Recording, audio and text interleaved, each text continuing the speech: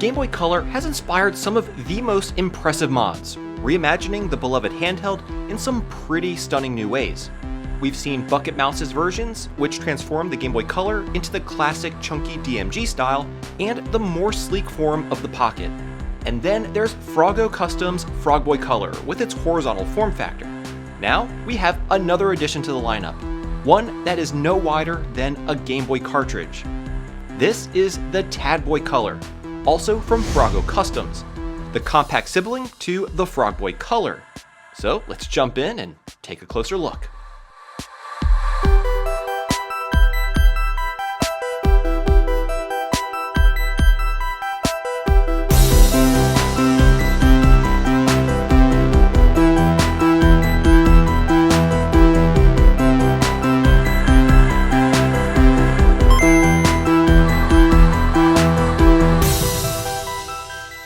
Hey everyone, how's it going? My name is Tito and welcome to another episode of Retro Renew.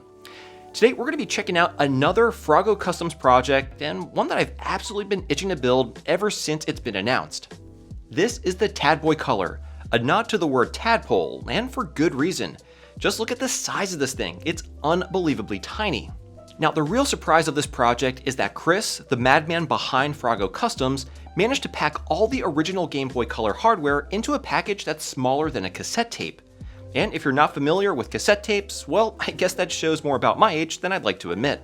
All kidding aside, this is an absolute feat of engineering, compressing all the original hardware into such a small form factor without sacrificing any of the Game Boy Color's original core functionality.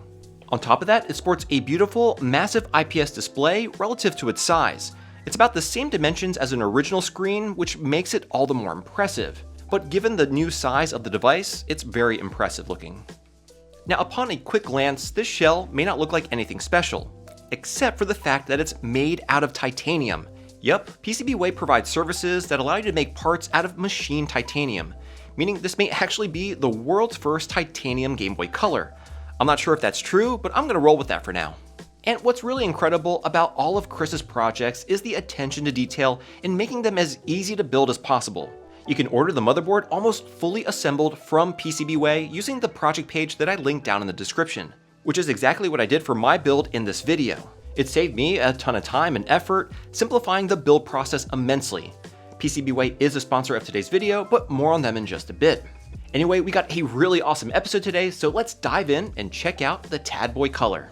Alright, so in this video, I'm going to go over all the parts you'll need to build your very own Tad Boy Color. Then I'll show you how to put it all together step by step, go over all of its features, review the pros and cons, and of course provide you with my overall thoughts. So at the center of this build is the custom motherboard, which is essentially a fully functioning Game Boy Color motherboard, but compressed into this tiny space. Now this is a bare board without any components installed.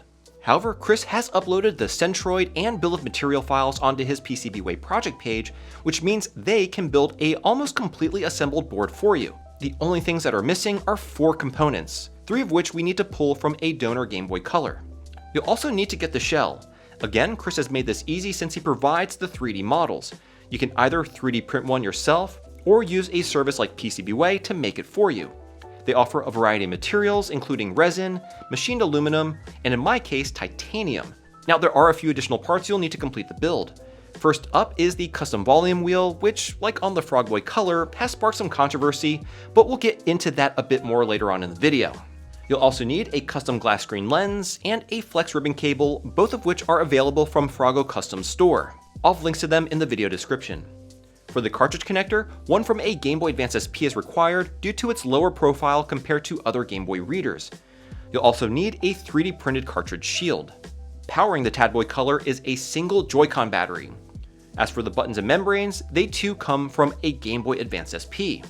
You'll also need a very specific speaker that connects to the motherboard using spring-loaded prongs, very similar to an SP speaker, which is great because it requires no soldering. And finally, you'll need a 2.45-inch LCD kit. This particular screen is somewhat hard to find, so I'll link the one that I used from AliExpress. Now, I know this seems like a ton of parts, but Chris's GitHub page for the Tad Boy Color has everything organized with links to all the necessary components, making it super easy to pick everything up. I'll again have links to all of that down below in the video description. Now, I do have to give a huge thank you to PCBWay for sending over all the custom parts for this project to the channel and for sponsoring today's video. If you have an idea for a new mod or want to assemble an open source project, PCBWay provides you with the tools to make them a reality. From 3D printing services in an array of materials, all the way to other services like CNC machining, injection molding, and of course PCB and flex ribbon fabrication. So when it comes to taking your retro mods to the next level, PCBWay is the place to make that happen. Check out the link in the description for PCBWay to get $5 off your first order, and again a huge thank you to PCBWay for sponsoring this video. Okay, with all that out of the way, let's jump right into building the Tad Boy Color. Alright, so we're going to start off by pulling all the components we need from our donor Game Boy Color motherboard. This includes the CPU, RAM chip, and the link port. I'm laying on some flux onto the pins, and then I'll come in with some hot air.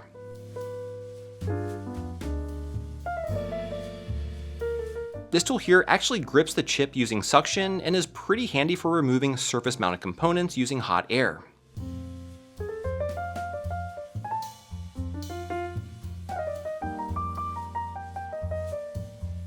Next, we're going to follow the same procedure for the RAM chip.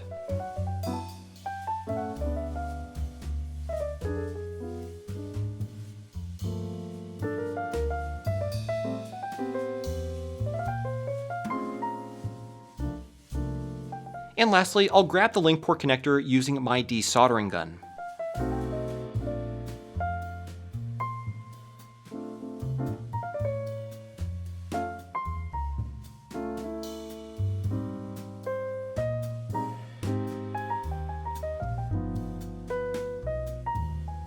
So now that we have all the parts from our donor console, we need to test the assembled Tad Boy Color motherboard by connecting it to the Joy-Con battery. Essentially, we're using these convenient test points to ensure we're getting the proper voltage from the battery and the power rails when the unit is powered both on and off. These are highlighted and fully documented in Chris's GitHub. If everything checks out and we're getting the correct voltages, we can start to install our donor components. If you got your board assembled by PCBWay, there will be some residual solder on the pads for both the CPU and the RAM chip. We do need to remove that solder in order to properly secure and install the chips. I'm going to go ahead and use some solder braid, which should make pretty quick work of this. Next, we're going to go ahead and solder in the CPU. The way that I like to do this is by first aligning it properly to the pads, and then tacking in 2 opposing corners on the chip, ensuring that everything is still aligned after we do that. And then I'll come in and solder in the rest of the pins. I just put a tiny amount of solder onto the tip of my iron and slowly and methodically touch each of the pins using plenty of no-clean flux to help with the process.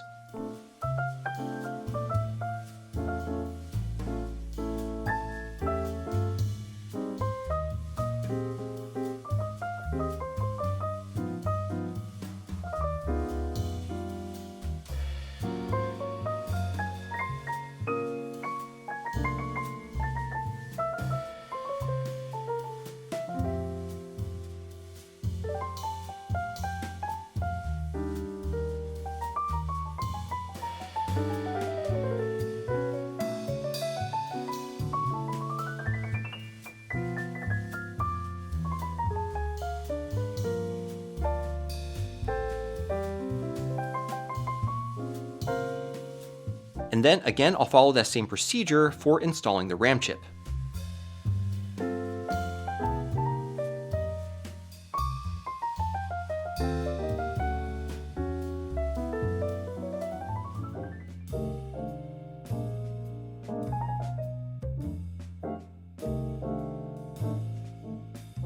Before proceeding, now would be a great time to test our work and ensure that the motherboard is now working.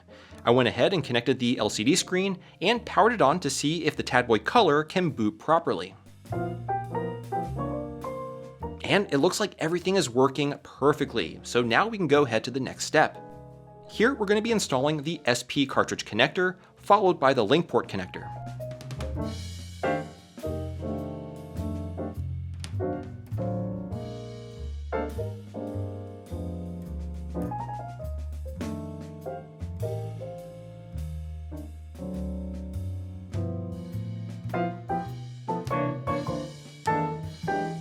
Before soldering in the link port, we do need to trim the pins flush to the motherboard so that they don't interfere with my metal shell. While trimming, we do need to be cognizant of the small components around the link port and the nearby switch, as we don't want to damage them by accident.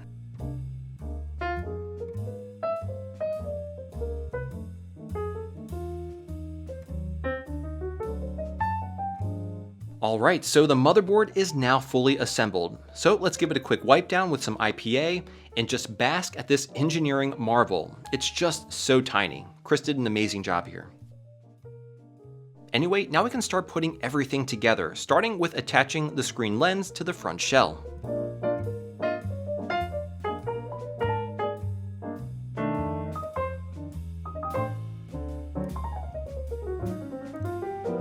Next, we're going to go ahead and drop in the screen assembly.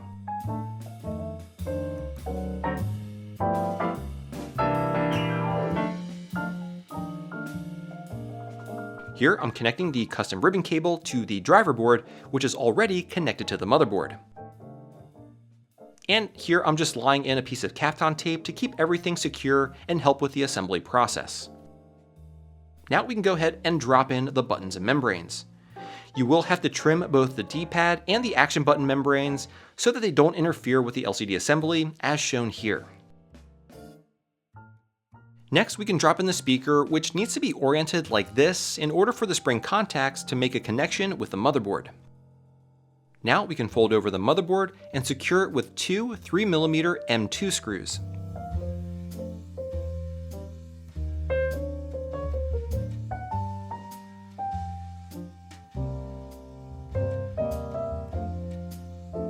We can now go ahead and drop in the 3D printed cartridge shield.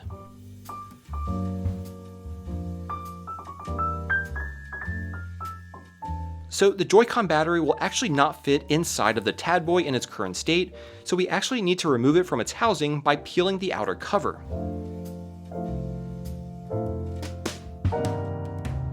Now there is some protection circuitry on the battery which we'll need to cover with some Kapton tape so that it doesn't short out on anything.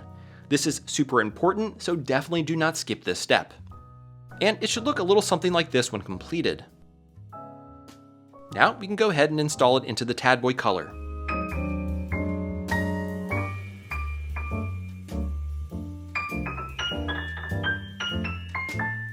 Then we can go ahead and drop in the power button cover, which just so happens to be the SP's brightness button, followed by the bottom shell.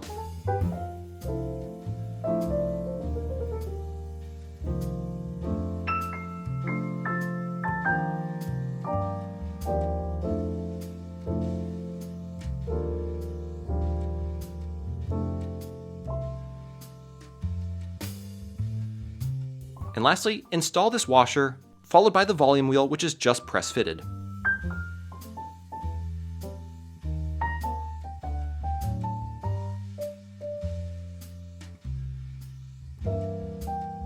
Now go ahead and insert a game. And there you have it, folks, a fully assembled Tadboy color.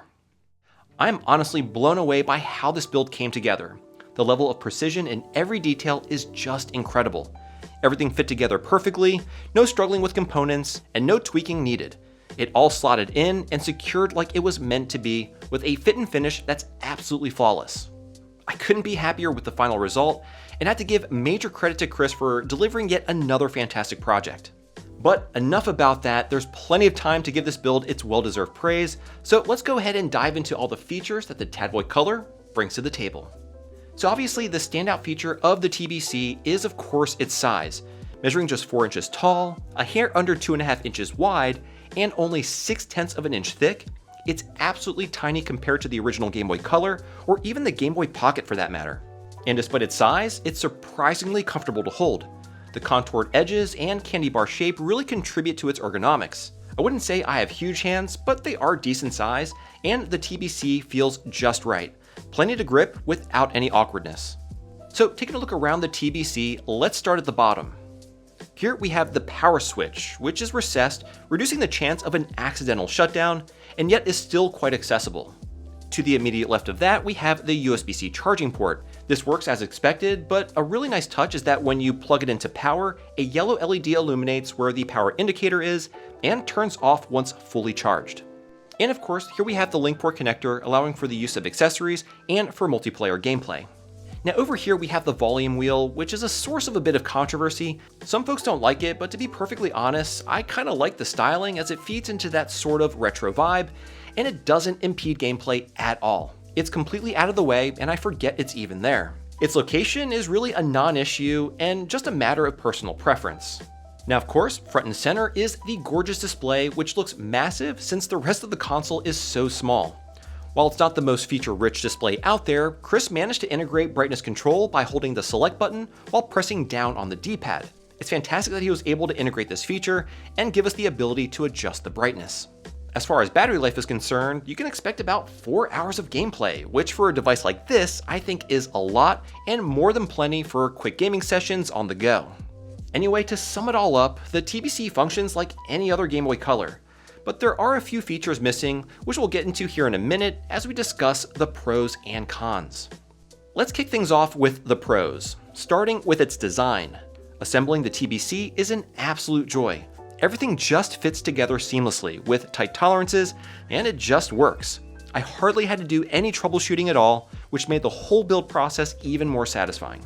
Although building a TBC requires advanced soldering skills, those with the right experience will find the assembly process to be quite manageable. I'm also a huge fan of its size.